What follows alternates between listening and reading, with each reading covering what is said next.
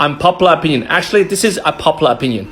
There should be more buyer's rights in terms of properties versus seller rights. And this is happening to all my first home buyers purchases that happened this month. And this all focuses on the settlement of a property, in particular, the extension of a settlement. Okay, you first home buyers, first time investors are scratching your head. What the F are you talking about, Q? Let's go to the drawing board. Okay, I got a table here and I split the column in half. So basically on the left hand side, ding ding, we have the seller, and on the right hand side, we have the buyer. Now first, let's look at the buyers in terms of the itinerary of them selling the property to settlement. So if you're a seller and you're selling your property, the first step is you list the property on the market, and then you receive an offer, and then based on all the offers given to you, you accept the highest offer, and then you exchange on the COS, which is the contract of sale. And at this state, your solicitor and the buyer solicitor confirm that settlement is at a certain date. Then the buyer puts in the 10% deposit, which sits in your real estate agent's trust account. And number 5, settlement date is booked, and you basically wait for the settlement date. And the very last step is during the settlement time before that, you lodge a discharge form. So assuming you have a home loan on your property, you tell them, hey, I want to discharge at the settlement date. So then the buyer gets the keys and own the new property with their new home loan. So let's go to the buyer side, okay? So number 1, they're sick of renting. They're sick of living with their mother-in-law. And then number 2 is they see a popular TikTok broker, wonder who he is. And step 3, they obtain a pre-approval based on their borrowing power.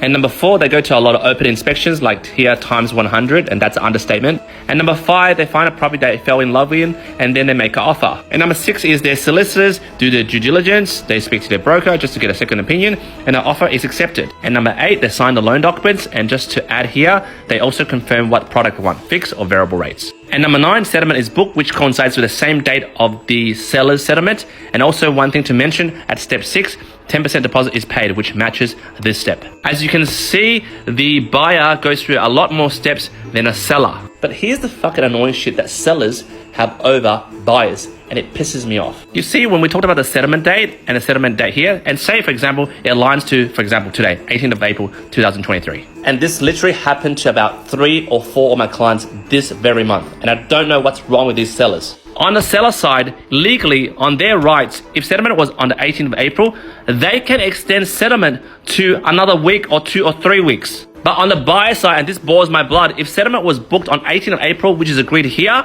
and these guys can't make settlement, every day after this date, legally on the contract, 19, 20, 21, etc., the seller can charge them an interest of 10 to 15% per day, which equals to $400 or $500 per day penalty interest. That's right, guys. If the buyers are late, the sellers, the solicitor side, the legal framework that protects them, they can charge a penalty interest if they miss settlement by a day. But if these losers, these sellers, these D-heads, if they miss settlement because they forgot to put in their discharge form, or their tenant didn't want to leave early, well, they can extend settlement forever. And you know what?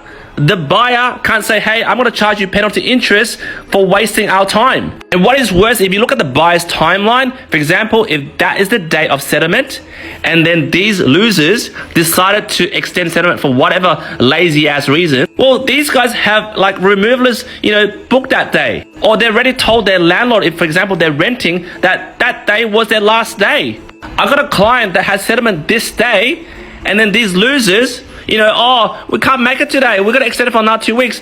These guys, in the next 2 to 3 weeks, they're going on a trip overseas. So who pays for all that inconvenience? There should be a legislation that make these dickheads pay too. Currently, I have 2 to 3 clients, first home buyers, all in limbo. Settlement was booked today. The seller rings up last minute. Oh, sorry, we're going to extend it for another 2 weeks. What? And the worst part is, it's freaking last minute. Imagine on settlement day, you're expected to get the keys to go to your dream home that which you purchased, and then you're going to call your landlord, oh, sorry, can we rent an extra week? Or you call the removalist, or you contact the white goods store, the furniture store that was supposed to deliver, the stuff around that week. Oh, I don't know, maybe I'll call you back when the seller tells us when we can actually move in. But we actually don't know. Seriously, there should be more buyers' rights to penalize these lazy sellers that can't get their shit together. For example, forgetting to put in a discharge form. Or they forgot to notify their tenant that they're actually selling the house. Geez, that's on you, bro, not on the buyer. I'm really mad at the moment. Jump in the comments, let me know what you think. Hopefully those comments will cool me down.